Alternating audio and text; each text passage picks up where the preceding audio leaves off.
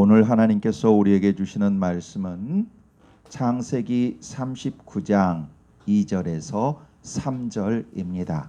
구약 성경 60페이지에 있습니다.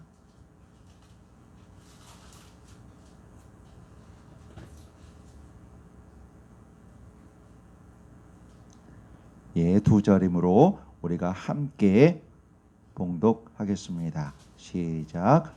여호와께서 요셉과 함께 하심으로 그가 형통한 자가 되어 그의 주인 애굽 사람의 집에 있으니 그의 주인이 여호와께서 그와 함께 하심을 보며 또 여호와께서 그의 범사에 형통하게 하심을 보았더라.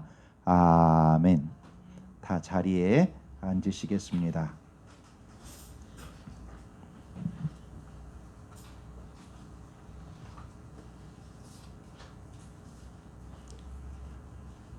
할렐루야, 반갑습니다. 오늘 주일 예배에 함께 하신 모든 분들께 하나님께서 크신 은혜 부어주시기를 예수 그리스도의 이름으로 선포합니다. 오늘은 5월의 5번째 주일, 주제별 성경 공부로 은혜를 나누는 주일입니다. 순서대로라면 사도신경에 대해서 3번째 이렇게 주제로 나눌 시간인데, 그러나 순서를 조금 바꾸어서 오늘 설교 제목처럼 인도하시고 도우시며 이루시는 하나님, 하나님의 일하시는 경륜을 성경을 통해 살펴보며 은혜를 나누겠습니다. 이렇게 선택한 이유는 요즘 성도님들 가정에 뜻하지 않은 어려운 일이 있었습니다. 이런 상황에서 우리가 우리를 향하신 하나님의 사랑과 하나님의 경륜을 생각하며 걸어갈 때 더 큰 은혜가 넘치고 새 힘을 받게 될 것을 믿기 때문입니다. 우리가 지난주 목, 금, 토, 그러니까 우리가 월요일부터 토요일까지 하루에 한 장씩 성경을 공통으로 읽지 않습니까? 근데 목, 금, 토 함께 읽었던 내용이 창세기 39, 39, 40, 41장입니다. 여기에는 야곱의 11번째 아들 요셉에 대한 이야기가 집중적으로 나옵니다. 그 내용을 먼저 짧게 요약해 보고, 그리고 나서 구체적으로 그 내용 속에 있는 하나님께서 행하셨던 일, 그리고 요셉에게 변화된 일, 이렇게 살펴보겠습니다. 다시 말하면 지금 짧게 요약하는 한 파트, 그리고 하나님께서 행하신 한 파트, 요셉이 변화된 한 파트, 똑같은 본문인데 그 3개의 주제로 나눠서 우리가 한번 살펴보겠습니다. 먼저 그 내용을 짧게 요약해 보겠습니다. 요셉을 시기한 몇 명의 형들이 요셉을 애굽에 팔고, 애굽에 팔려간 요셉은 다시 보디발 장군에게 팔려가지요. 그런데 그곳에서 하나님께서 요셉에게 함께 하심으로 인해서 요셉은 여러 가지 일들을 탁월하게 잘 해냅니다. 그래서 요셉과 함께 하시는 하나님을 본 그 보디발 장군은 요셉을 불러서, 얘야, 너 지금부터 종하지 말고 우리 가정 총무를 해라. 전체를 맡아서 일을 해라. 가정 총무를 삼게 됩니다. 가정 총무를 삼게 되니 다 자연스럽게 그 보디발 장군의 아내하고도 여러 번 만나게 되지요. 그런데 요셉은 용모가 준수했기 때문에 그 보디발 장군의 아내는 그 요셉을 유혹하게 됩니다. 정숙하지 못한 아내였던 것이지요. 그 아내의 유혹에 대해서 요셉은 단호하게 뿌리치고 나옵니다. 그런데 그 정숙하지 못한 불의한 여인은 오히려 요셉이 자기에게 여러 가지 해코지한 것처럼 덤터기를 씌우지요. 함정을 만들고 그렇게 올무를 씌우지요. 그 이야기를 들은 보디발 장군은 요셉을 감옥에 넣습니다. 또 감옥에 들어간 요셉은 있다 보니 그 간수장이 요셉에게 감옥에 있는 옥중 죄수들을 다 관리할 수 있도록 이렇게 만들어 줍니다. 정말 죄수가 죄수를 관리하게 된 모양이지요. 그곳에서 한참을 지났을 때에 애굽의 바로 왕에게 죄를 지은 술 맡은 관원장과 떡 굽는 관원장이 그 감옥에 들어오게 됩니다. 지금 제가 바로 왕이라고 표현했는데 이거는 잘못된 표현입니다. 바로에게 죄를 범한 이렇게 말하든지 아니면 애굽의 왕에게 죄를 범한 이렇게 표현해야 맞습니다. 왜냐하면 바로라는 칭호 자체가 고대 애굽의 왕이라는 말이기 때문입니다. 그러니까 바로는 바로 왕이라는 뜻입니다. 그러므로 바로에게 죄를 지었다, 왕에게 죄를 지었다, 똑같은 말이 되는 것이지요. 그렇게 죄를 짓고 감옥에 들어온 그 두 사람 한참 지났습니다. 근데 어느 날 이 두 사람 얼굴빛이 이상합니다. 편안하지가 않습니다. 각기 다른 꿈을 꾸었습니다. 그 얼굴빛이 다른 걸 보고 요셉은 말하지요. 왜 그러나요? 당신들이 꿈을 내게 말하시오. 내가 해석해 드리겠습니다. 말하고 그 꿈을 해석해 주지요. 그리고 그 꿈을 해석한 대로 술 맡은 간원장은 이전에 자기 자신이 가졌던 직책, 왕 옆에서 술을 따르는 그와 같은 직책을 회복하게 되고, 떡 굽는 관원장은 바로 나무에 달려서 죽임을 당하게 됩니다. 그때 요셉은 말하지요. 술 맡은 관원장에게 당신은 앞으로 3일 후에 반드시 복권이 될 테인데 나를 좀 생각해 달라. 나는 죄가 있어서 이곳에 들어온 사람이 아니다. 죄가 없는데 이곳에 들어왔는데 바로에게 말해서 나를 이곳에서 벗어나게 해달라. 이렇게 간곡하게 부탁을 합니다. 그런데 그 술 맡은 관원장, 자기의 직위가 복권되자마자 요셉은 새까맣게 잊어버리고 말지요. 만 2년 후에 바로가 꿈을 꿉니다. 근데 그 꿈을 해석할 사람이 아무도 없습니다. 그때서야 술 맡은 관원장은 요셉을 기억해냅니다. 그리고 요셉을 바로에게 추천을 하지요. 그랬을 때 바로는 그 요셉을 감옥에서 꺼집어내서 감옥에서 석방시켜서 그 꿈을 해석하게 되고, 요셉이 해석하게 되고, 또한 요셉이 그 꿈을 해석할 뿐만 아니라 그 꿈에 계시된 내용, 그것을 구체적으로 이룰 수 있는 대안까지 제시합니다. 그래서 요셉은 나중에 애굽의 총리가 되지요. 여기까지가 39장, 40장, 41장 그 내용의 큰 줄거리입니다. 이 모든 것은 하나님께서 택하신 이스라엘 민족을 기근으로부터 구하기 위한, 그리고 큰 민족으로 성장시키기 위한 하나님의 섭리였습니다. 여러분, 만일 요셉이 애굽에 팔려가지 않고 감옥에 갇히지 않았더라면 사람의 생각과 환경으로는 도저히 이룰 수 없는 일입니다. 애굽의 총리가 될 수도 없었고 이스라엘을 기근으로부터 구할 수도 없었지요. 어느 날 갑자기 광야에 있었던 요셉이 어느 날 갑자기 애굽에 가서 왕에게, 바로에게 나 지금부터 애굽 총리 시켜줘 한다고 될 리가 없지 않습니까? 그렇지요? 모든 것이 하나님께서 하신 놀라운 섭리였습니다. 이 내용을 통해 하나님이 우리에게 고난을 주실 때는 하나님이 계획하신 놀라운 섭리가 있음을 알 수 있습니다. 요셉을 고난으로 인도하시며 고난 가운데 도우시며 하나님이 계획하신 구원을 이루시는 하나님의 놀랍고 섬세한 섭리, 그것을 확인할 수 있습니다. 그 놀라운 섭리는 크게 두 가지로 확인이 됩니다. 첫 번째는 그 모든 일들은 하나님께서 계획하시고 하나님께서 인도하시고 하나님께서 이루신다는 겁니다. 그것이 첫 번째입니다. 그리고 두 번째는 하나님께서 모든 것을 이루시면 사람은 가만히 있는가? 그렇지 않고, 두 번째는 하나님은 사람을 통해서 일하시는데 사람을 하나님께 초점을 맞추도록 변화시키시며 그 사람을 통해 하나님의 일을 이루신다는 겁니다. 예. 요셉이 애굽의 종으로 팔려간 것은 자기가 원해서 간 것이 아니었지요. 아시는 바와 같이 요셉은 아버지에게 정말 사랑을 듬뿍듬뿍 받았습니다.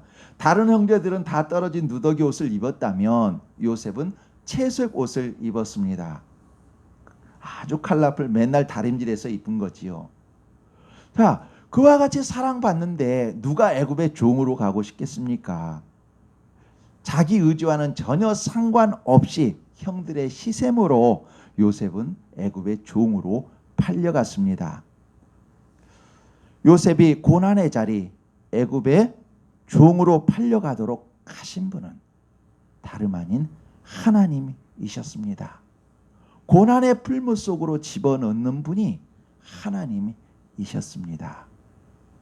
만일 요셉이 애굽에 팔려가지 않았더라면 형제들과 같이 광야에서 목축 기르는 것이 자기 생각, 자기 범주의 전부였을 겁니다.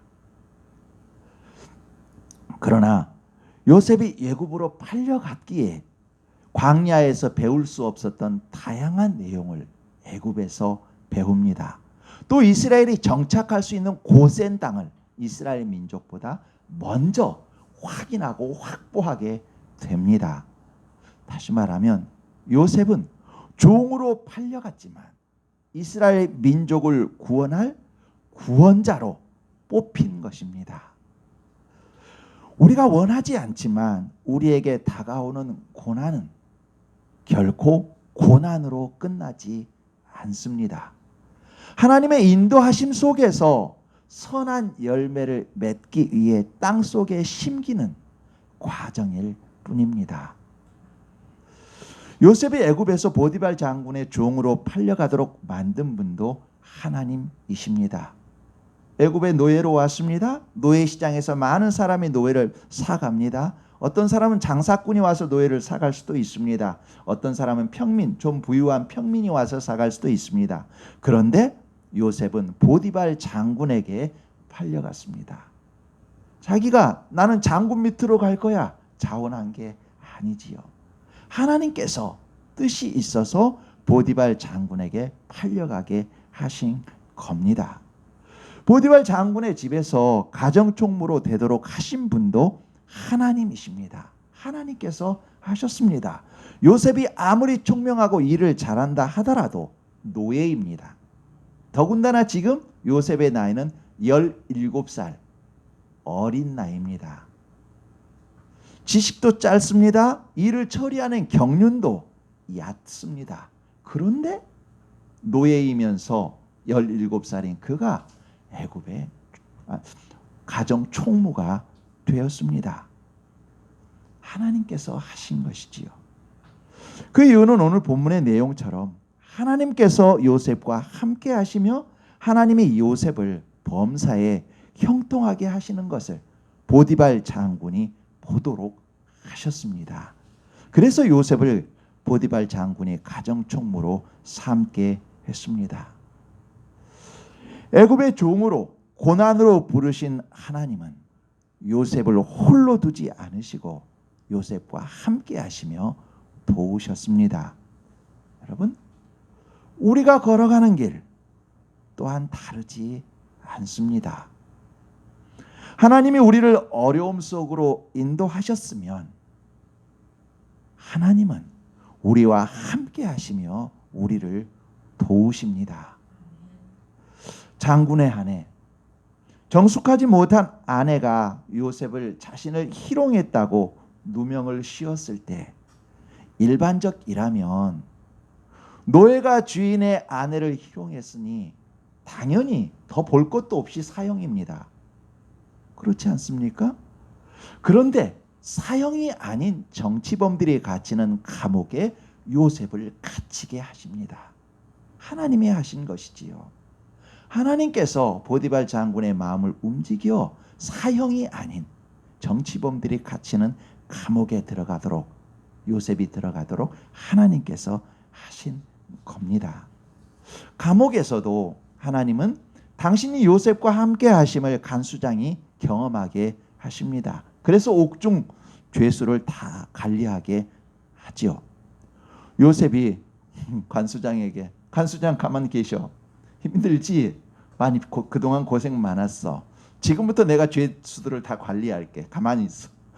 이런다고 될 일이 아니지요.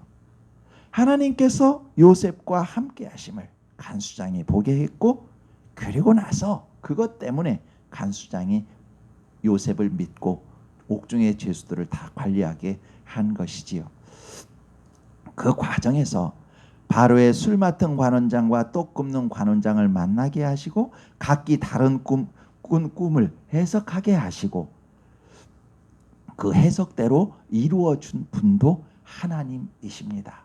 요셉의 꿈을 해석했더라도 그 꿈이 해석대로 이루어지지 않는다면 그는 사기꾼밖에 되지 않습니다.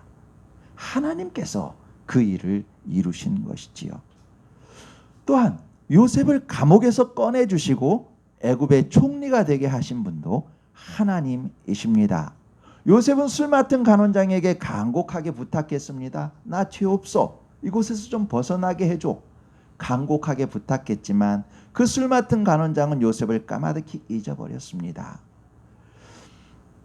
그러나 하나님께서는 만 2년 후에 바로가 꿈을 꾸게 하시고 그때서야 비로소 술 맡은 관원장을 통해서 요셉을 세워주십니다. 여러분, 요셉이 사람에게 부탁했지만 사람은 그 일을 이루어주지 못했습니다. 사람은 잊었지만 그 요셉에 대한 모든 것을 계획하고 계신 하나님은 때가 되자 요셉을 높여주셨습니다. 이처럼 모든 일의 진행을 하나님이 하시고 하나님이 이루셨습니다. 그러면 하나님이 당신이 하시고자 하는 일을 당신 혼자서 다 하시는 걸까요? 요셉, 넌 가만히 있어. 내가 다 할 거야. 넌 내 로봇처럼만 있으면 돼. 허수아비처럼만 있으면 돼. 이렇게 하시는 걸까요? 그렇지 않지요.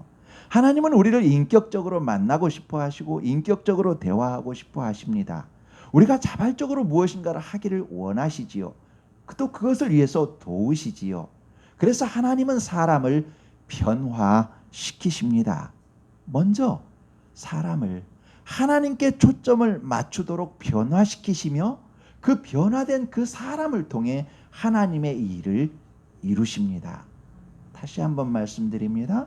하나님은 하나님께서 모든 것을 계획하시고 진행하시고 이루십니다.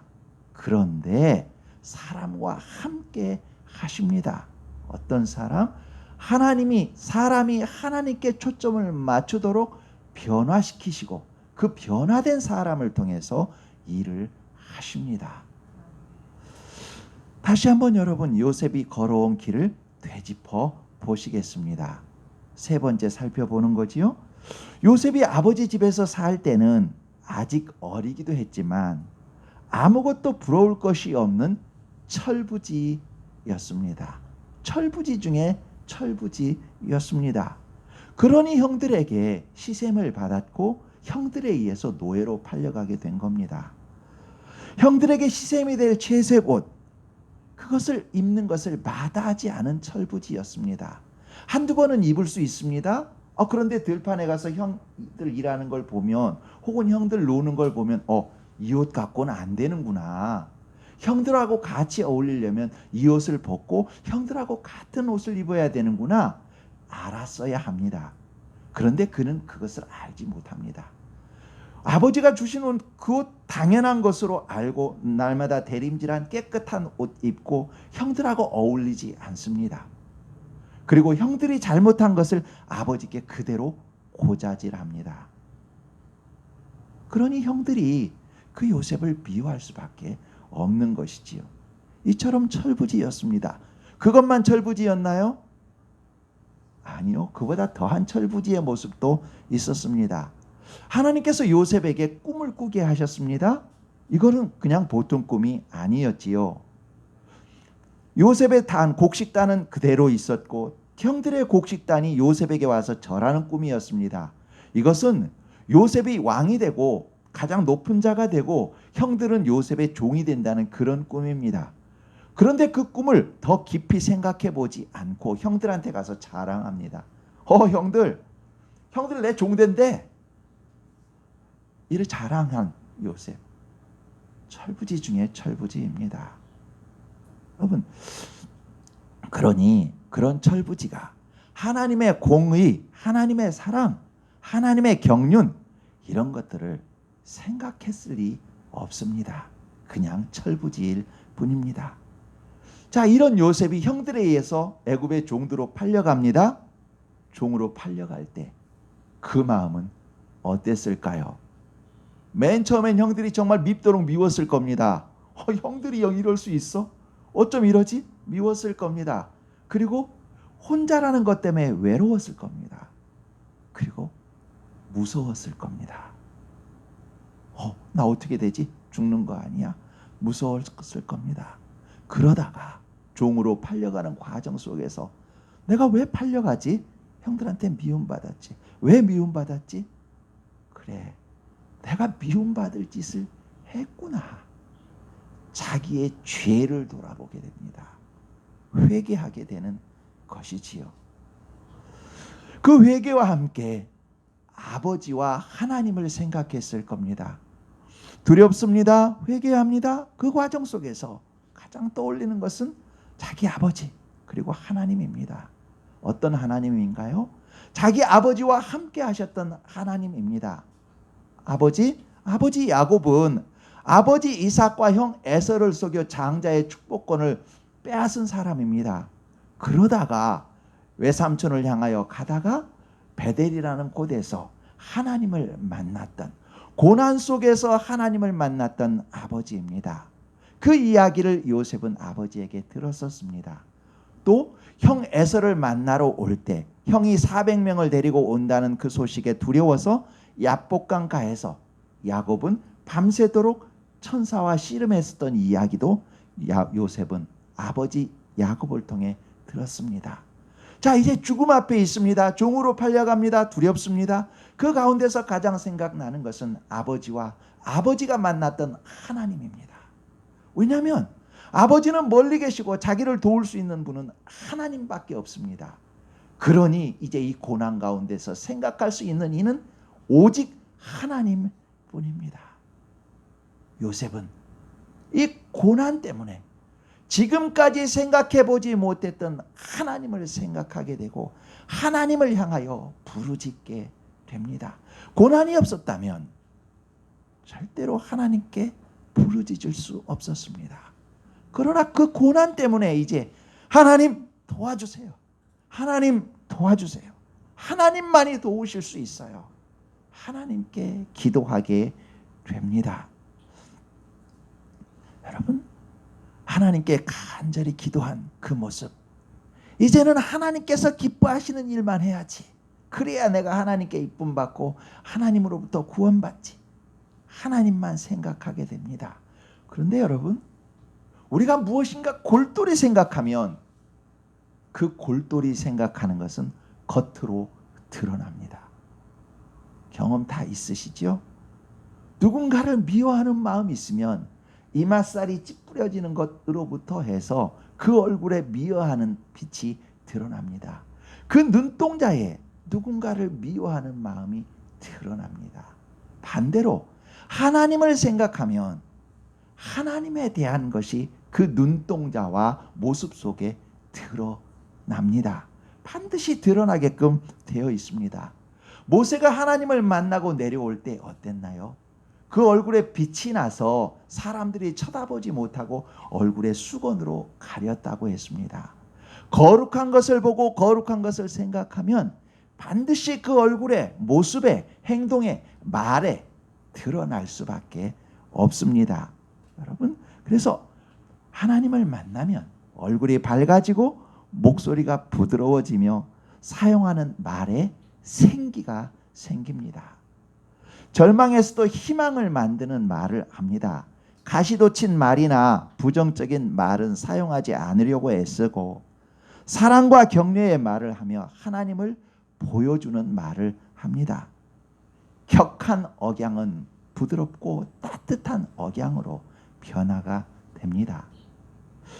여러분 모두가 경험이 있으실 겁니다. 기도하다가 성경을 읽으시다가 하나님과 마음이 닿게 되면 미워했던 사람도 다시 사랑하고자 하는 새로운 마음이 생기고 이전에 미워했던 것이 어리석었구나 하는 마음을 깨닫게 됩니다. 속상했던 일도 새롭게 도전할 새 힘이 생김을 아마 경험을 통해 다 아실 겁니다. 이처럼 하나님을 생각하면 하나님을 만나면 그 모습 속에 반드시 그 거룩함이 드러납니다. 요셉도 형들에 의해 애굽으로 팔려가며 고난 속에서 기도하며 하나님을 깊이 만났습니다. 그랬을 때 요셉의 모습 속에 하나님이 드러납니다. 그 모습을 이방인인 애굽 사람 보디발 장군도 보았습니다. 요셉 안에 하나님이 계신 것을 이방 사람인 보디발 장군도 보았습니다. 오늘 본문 3절 말씀을 보시겠습니다. 그의 주인은 보디발 장군을 말합니다. 그의 주인이 여호와께서 그와 함께 하심을 보며, 요셉과 여호와 하나님께서 함께 하심을 그 보디발 장군도 보았다고 말합니다. 요셉의 모습 속에 그 모습이 드러난 것이지요. 또 하나님께서 3절 후반절 말씀처럼 요셉이 하는 모든 일을 형통하게 하심도 보았습니다. 여러분, 이처럼 하나님은 하나님의 모든 것을 주관하시고 이루어 가시지만 하나님은 요셉을 하나님께 초점을 맞추도록 변화시키시며 그 변한 요셉을 통해 하나님의 일을 이루어 가셨습니다. 요셉이 애굽의 종으로 팔려가는 것처럼 우리에게 어떤 고난이 있다면 그것은 우리를 사랑하시는 하나님의 인도하심입니다. 시편 119편 71절 말씀처럼 고난 당한 것이 내게 유익이라 이로 말미암아 내가 주의 율례를 배우게 되었나이다 말씀처럼 우리가 하나님을 더욱 깊이 알고 체험하도록 하시는 하나님의 초청입니다. 지금 여러분 혹시 고난 속에 계신가요? 여러분과 저와 여러분 고난을 바라보지 마시고 더욱더 하나님께 초점을 맞춥시다. 우리가 하나님께 더욱 초점을 맞추고 하나님께 집중하면 집중할수록 고난보다 더 크신 하나님을 만나고 그 하나님으로 인해 고난을 이길 힘이 생깁니다. 그 과정을 통해 하나님은 하나님이 택하신 누군가를 우리를 통해 구원받게 하실 겁니다.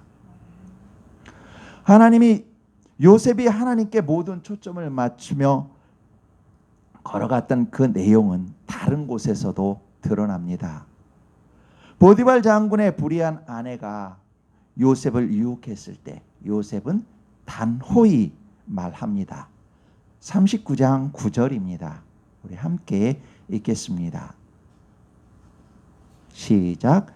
이 집에는 나보다 큰 이가 없으며 주인이 아무것도 내게 금하지 아니하였어도 금한 것은 당신뿐이니 당신은 그의 아내임이라.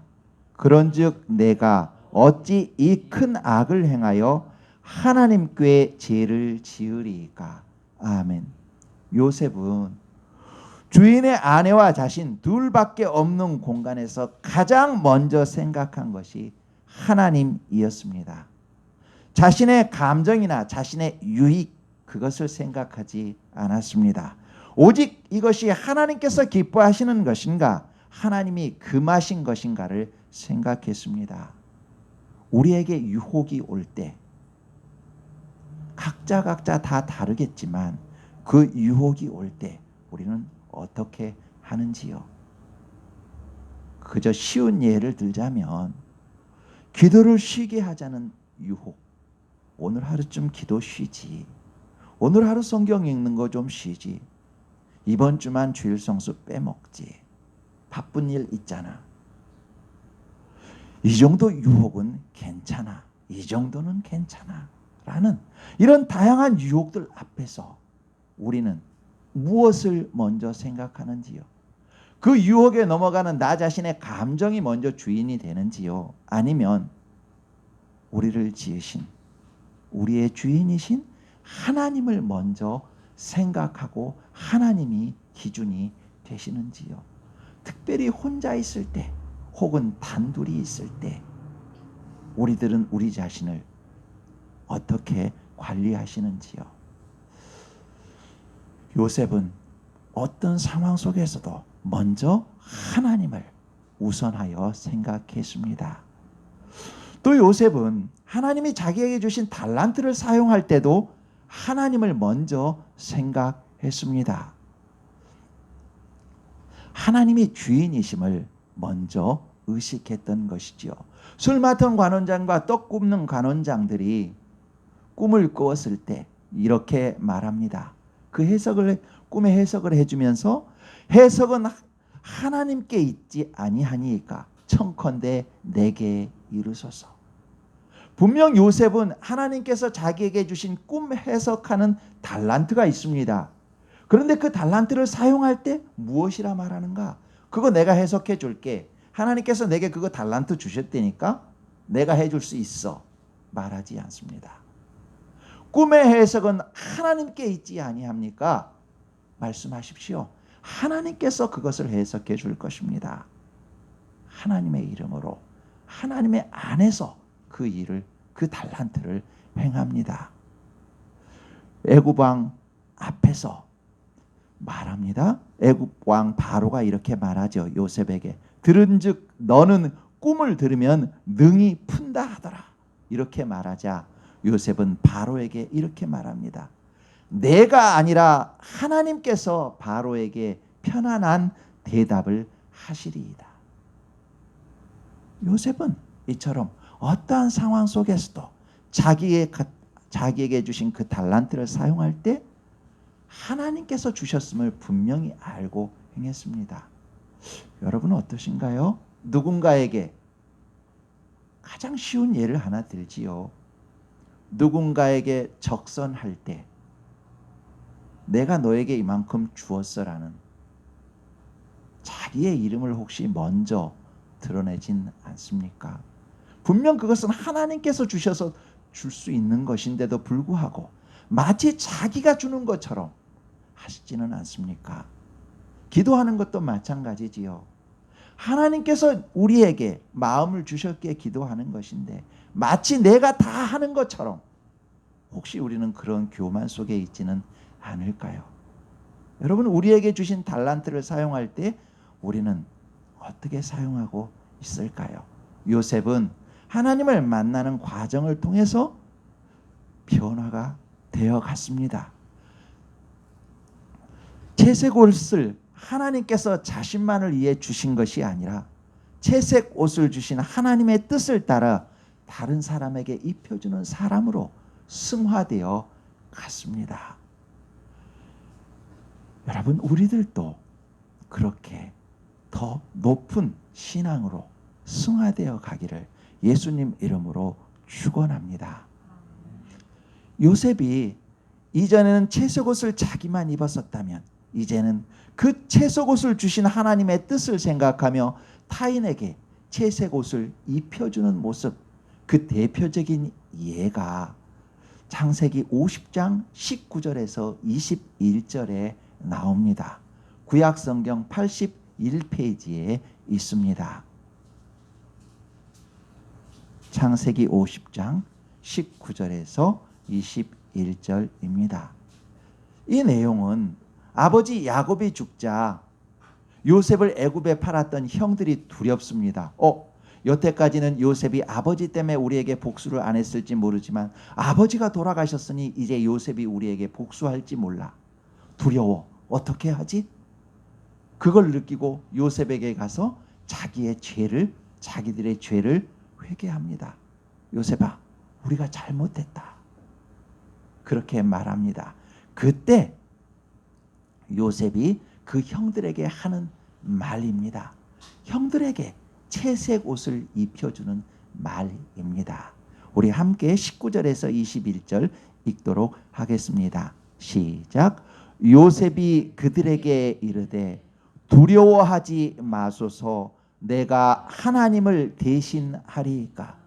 당신들은 나를 해하려 하였으나 하나님은 그것을 선으로 바꾸사 오늘과 같이 많은 백성의 생명을 구원하려 하셨나니 당신들은 두려워하지 마소서. 내가 당신들과 당신들의 자녀를 기르리이다 하고 그들을 간곡한 말로 위로하였더라. 여러분, 아멘. 불안해하는 형제들에게 먼저 하나님의 일하심을 말하며 그들을 간곡한 말로 위로합니다. 자기만 알던 요셉에서 하나님과 타인을 긍휼히 여기는 요셉으로 승화되었습니다. 고난을 통하여 요셉은 이와 같이 거룩한 인격으로 승화되었습니다. 하나님이 사랑하시고 하나님을 사랑하시는 아름다운 여러분, 따뜻한 아침 햇살처럼 포근히 빛나는 우리 성도 여러분, 모든 일은 하나님의 섭리 속에서 하나님이 이루십니다. 동시에 하나님은 사람을 하나님께 초점을 맞추도록 변화시키시고 그 변화된 사람을 통하여 하나님의 일을 이루어 가십니다. 우리에게 고난이 있는 것은 우리를 선한 길로 인도하시는 하나님의 방법 중 하나입니다. 요셉에게 고난이 없었다면 하나님을 깊이 만나지 못하고 철부지로 나이만 들었을 겁니다. 고난이 있었기에 자신의 죄를 보게 되었고 하나님께 더욱 나아가게 되었고 자기만을 위해 채색 옷을 입던 사람에서 타인에게 채색 옷을 입혀주는 사람으로 승화되었습니다. 또 하나님이 우리를 고난으로 부르실 때와 우리가 하나님이 기뻐하시는 뜻대로 살 때 하나님은 하나님의 큰 능력과 섬세하심으로 우리를 도우십니다. 불의한 여인의 유혹에 내가 어찌 하나님께 득죄하리이까 죄를 지으리까 말하며 자신을 지킨 요셉을 세상 기준으로는 사형이지만 하나님은 그를 감옥에 보내시고 감옥을 통해 바로 앞에 나가게 하시고 애굽의 총리가 되게 하셨습니다. 그 모든 것은 하나님의 섭리였고 하나님의 이루심이었습니다. 우리를 사랑하시는 하나님은 우리를 부르시고 인도하시고 도우시며 이루십니다. 우리는 오직 하나님께 초점을 맞추고 한 걸음씩 하나님께 나아가십시다. 기도하겠습니다.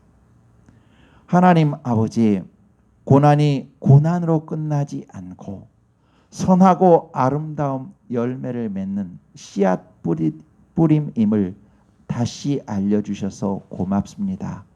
눈물로 씨를 뿌리는 자는 기쁨으로 단을 거둔다 하셨고 고난을 통해 저희가 하나님께 더욱 초점을 맞추도록 도와주셔서 고맙습니다. 저희를 부르시고 인도하시고 도우시며 선하신 뜻을 이루시는 하나님께 날마다 초점을 맞추고 하나님이 기뻐하시는 길을 걷게 하옵소서. 성령 하나님께서 저희와 함께 하시며 도우시며 이루시니 고맙습니다. 예수 그리스도 이름으로 기도합니다. 아멘. 가능하신 분들은 자리에서 일어나셔서 찬송가 302장 함께 하시겠습니다. 찬송가 302장입니다.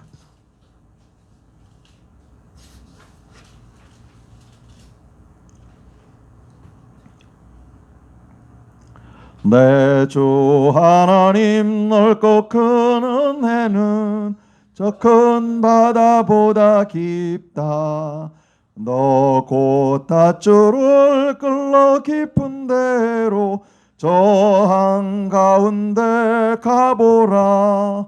언덕을 떠나서 장파에 배 띄워 내 주 예수 은혜의 바다로 내 맘껏 져가라.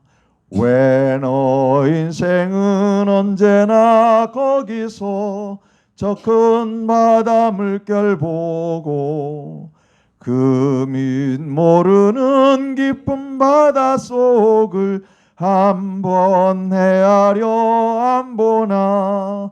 언덕을 떠나서 장파에 배 띄워 내 주 예수 은혜의 바다로 내 맘껏 져가라. 많은 사람이 얕은 물가에서 저 큰 바다 가려다가 잘싹거리는 작은 파도 보고 마음 약하여 못 가네. 언덕을 떠나서 장파에 배 띄워 내 주 예수 은혜의 바다로 내 맘껏 져가라. 자 곧 가거라. 이제 곧 가거라. 저 큰 은혜 바다 향해 자 곧 내 너를 저 깊은 데로 가라. 망망한 바다로 언덕을 떠나서 장파에 배 띄워 내 주 예수 은혜의 바다로 내 맘껏 져가라. 아멘. 찬송가 634장 하며 준비한 예물 하나님께 올리시겠습니다. 634장입니다.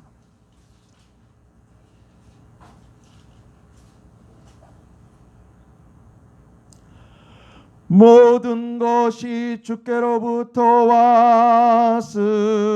왔으니 이 예물을 주께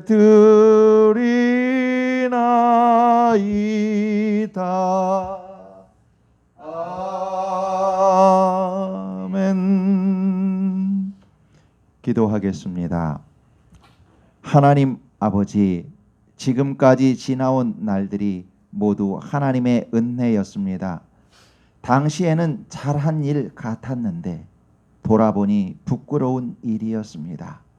그럼에도 저희를 벌하지 않으시고 저희에게 참으시고 자비를 베풀어 주셨습니다. 하나님 고맙습니다. 한 번 더 하나님을 생각하며 사랑하게 하시고 사랑과 생명의 통로가 되게 하옵소서. 여기 하나님께서 저희에게 주신 많은 은혜를 기억하고 하나님께 다양한 예물을 올리오니 기쁘게 흠양하여 주시옵고 하나님의 것을 기억하는 하나님의 자녀들에게 더욱 감사로 넘치게 하여 주옵소서. 본인과 가정과 기업 위에 기도하는 내용 위에 큰 은혜로 부어 주옵소서. 하나님께 물질을 올리고자 하는 마음 크지만 형편이 어려운 성도들의 아린 마음과 삶도 받으시고 위로하시며 형통의 길을 열어 주옵소서. 예수 그리스도 이름으로 기도합니다. 아멘. 다 자리에 앉으시고 우리 교회 소식 보시겠습니다. 새로 오신 분들을 환영합니다. 지성 형제님 반가워요. 먼 길인데 발산동에서 여기까지 감사합니다. 고생하셨어요. 보고 싶었어요. 앞으로도 계속해서 오시면 좋겠습니다. 자, 2번, 3번, 4번 쭉 보겠습니다. 대한민국 하나님의 말씀과 공의가 강물처럼 흐르고 평화가 넘치는 나라가 되도록 우크라이나 전쟁이 평화롭게 종식되도록 기도해 주십시오. 지금 대한민국에 대해서 기도 제목을 계속 올리고 있습니다. 왜 그러냐 하면 참 한편으로 걱정이 됩니다. 교보서적에 나갔습니다. 교보서적에 나갔더니 베스트셀러 위쪽으로 쫙 펼쳐져 있는 책들이 무엇인가 하면 용산을 점령하면 나라가 산다. 풍수지리설이 쫙 깔려 있습니다. 그걸 보면